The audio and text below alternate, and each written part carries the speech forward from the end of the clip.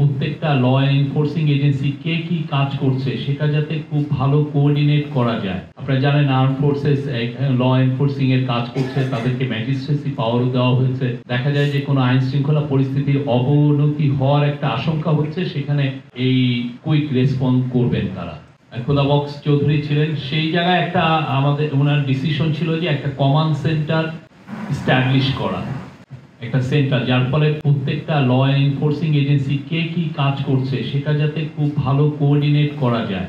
তো আপনারা জেনে খুশি হবেন যে আজকে 6টায় এই কমান্ড সেন্টারটা এটা রোল আউট হচ্ছে, এটা তার কাজ শুরু করছে। এবং এইখানে রেগুলার যেগুলো আইন শৃঙ্খলা বাহিনী যেগুলো আছে, যেগুলো হোম মিনিস্ট্রির সাথে যুক্ত, পুলিশ আছে, বিজিবি আছে, কোস্টগার্ড আছে, র্যাব আছে, এদের বাইরে যে আরো থাকবে হচ্ছে আর্ম ফোর্সেসেরও এখানে প্রতিনিধি থাকবে। এটা একটা পুরো, আপনারা জানেন আর্ম ফোর্সেস ল এনফোর্সিং এর কাজ করছে, তাদেরকে ম্যাজিস্ট্রেসি পাওয়ারও দেওয়া হয়েছে সেই অগাস্ট মাসের থেকে।